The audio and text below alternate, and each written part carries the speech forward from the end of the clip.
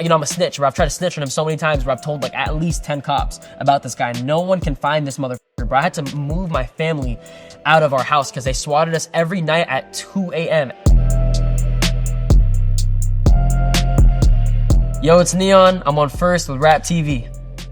First crazy memory from stream. Shit, it was like a situation where like there's like 6 guys with masks and they went crazy. They found my location through a painting, and they doxed my location. They were waiting on top of the hill, and then they came and ran down on us. I was in the Sprinter. The Sprinter car was open, but they didn't see me inside the Sprinter. They saw just everyone outside, and they went for them. But you know, thank God they're all okay. You live and you learn. Now I don't stream in my Airbnbs at all, or like my house or wherever I stay. Like no one knows my location at all now. First time I got locked up, I was in Dubai. You know, little situation over there. It was just a 2.5 day thing. Like I said, bro, like I was ready to be in there for like a month, bro. Like I was ready for fucking war, man. And it made me realize like you can't just go around and do whatever you want. You know, there's rules at places. Like there's stuff you have to follow, and if you don't follow it, you know, you suffer the consequences. First time linking with Ye. One thing about me is I take every opportunity. If I see the opportunity, I take it. Like I was like, I have to do this. I'm gonna do this, and I went. And it was great, bro. I was with Sneeko. Shout out to Sneeko too. He threw me a crazy lob because he was already going. He was like, I'm gonna bring N3on along. And it was fun, bro. We were in Spain. He was in like this little like hideaway. It was crazy, bro. His work ethic is crazy. I was around him. Before I did the stream, I was around him for days and days and days and days. And just seeing how he works, bro, the dude's on a call every second, not just music stuff. Like he's working on like 10 different businesses at once. He's very blunt with people, but at the same time, he's respectful. But he knows what he wants, and he will make sure he gets what he wants. But like, I mean, shit, he's rich as fuck, man. He could do that. I'm not there yet. But the way he runs his business is just very different. I've never seen anything like it. But I've never been around someone who's as successful and as like, you know, wealthy as him.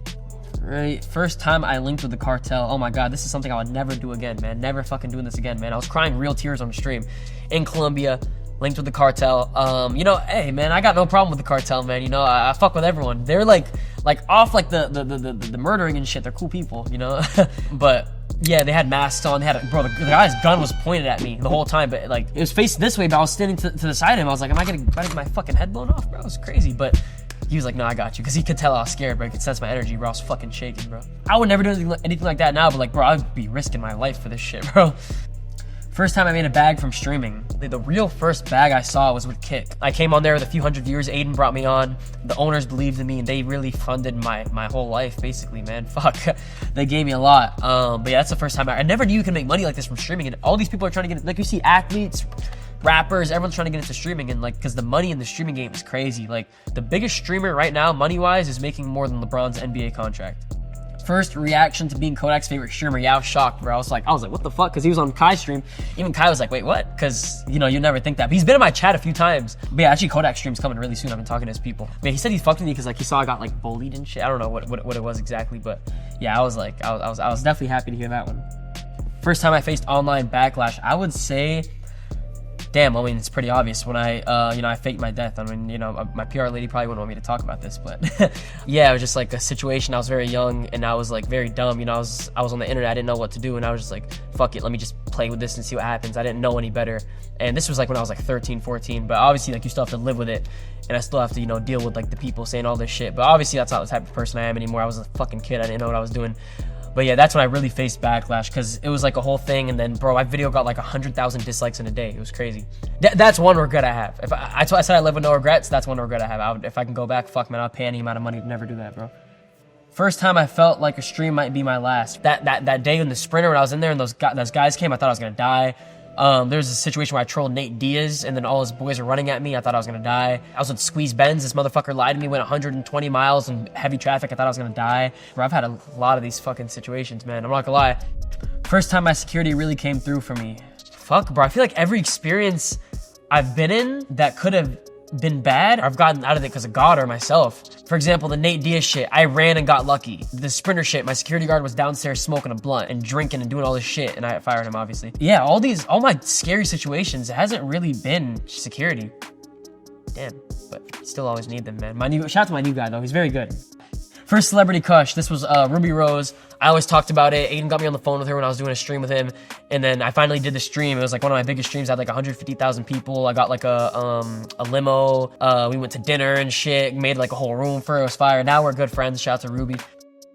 First memorable thing Ye told me. The first question he asked me is like, how did you fake your death? Because like that like really intrigued him, and I gave him the whole story, and he was like dying in laughter, and then like he was just amused by me. I told him about the jail thing. He was like, wow, like he fucked with all the stories because he doesn't know much about the streaming world. But when I was telling him all these things, he was like, shit, man, it's cool. But yeah, that's probably the first memorable thing he told me. First time I got swatted. Oh my god, bro, holy shit, bro, these motherfuckers, bro. There's this guy in Cuba, man. His name is the man. I'm a snitch, bro. I've tried to snitch on him so many times, bro. I've told like at least 10 cops about this guy. No one can find this motherfucker, bro. I had to move my family out of our house because they swatted us every night at 2 a.m. Every night, same exact time. They would swat me, and my parents would wake up, and the Houston PD did nothing about it. They kept swatting me. They're like, we have to come. Even though I tried to tell them, you know, it's a prank call. It's a guy. He's not serious. They still came every time. I had to move houses, move my parents. You know, these swatters, man, they get crazy. And like, bro, there's one time I was in LA at 3 a.m. I was next to Universal. I was staying in this house, and they pulled up with riot shields, ARs pointing at me in my sleep, and had a helicopter on top. It was insane, bro. All because these motherfuckers think it's a joke, but bro, someone could really get hurt. Like one wrong move, they shoot you. Then what? Hey, please don't swat me, man. First reason I got banned from Disney, dude. That reminds me. Wow, I gotta submit an application for appeal, man. But we were filming, and they didn't want us to film there, and then we were just like, the guy was just a piece of shit, and he was like, he just sent us a cease and desist, and like, it was weird, the cop, I was talking to the cops about like hookers and shit, and they were chilling, but they still, you know, banned me from there. I gotta get back. But in the streaming world, it's kind of hard, bro. This big ass camera, bro. A lot of people are fucking Karens, man. Like, they get so mad, like, they're like, you can't record, you can't film, whatever. Like, some people are cool, but others are like, man. First rapper I still want to stream with. I'd love to stream with Young Thug, man. I am, you know, a big fan of what he does. You know, I'm so glad he got out of jail and shit. But, yeah, Young Thug would be a great one. He's never been on stream before. Cool guy. I met him. Very smart guy. He holds himself very well, man. I gotta be like that, bro. I'm like sitting here and fucking and shit. Oh, nah, shouldn't have said that. First piece of game Blueface gave me. So this is how the Blueface thing happened. Sneeko DM'd and we did the stream, bro. This dude had fucking 10 strippers with their pussies out. And they were like on me, and I've never had ass in my life, man. I'm a virgin, bro. I'm fresh, man, out the womb. And these girls were on me, and I'm like acting like I don't like it, but of course I love it, bro. But it's like, it was crazy, bro. And this dude was just like, he was giving me money. I was throwing it on them all live on stream. Free Blueface, by the way, man. Gotta get that motherfucker out of jail. First 4 faces on the Mount Rushmore of streaming. Kai Cenat, Speed, Adin Ross, and fuck, who's the last one, man? This is tough, bro. I feel like those are the big 3, bro. Who's like a pioneer, like an OG of streaming? Ninja. He's the first person to have like Drake on stream, right?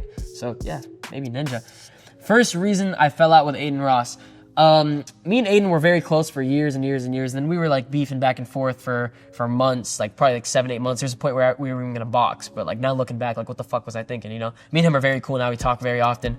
You know, everything got rekindled, you know, just like time heals all wounds, you know. You do some fuck shit, people can be mad, of course, and then, you know, eventually if you got enough love for each other, everything comes back and everything, you know, falls into place. But shout out to him, you know, I wouldn't be here without him. First piece of advice I'd give, this is the last question. We all die one day, bro.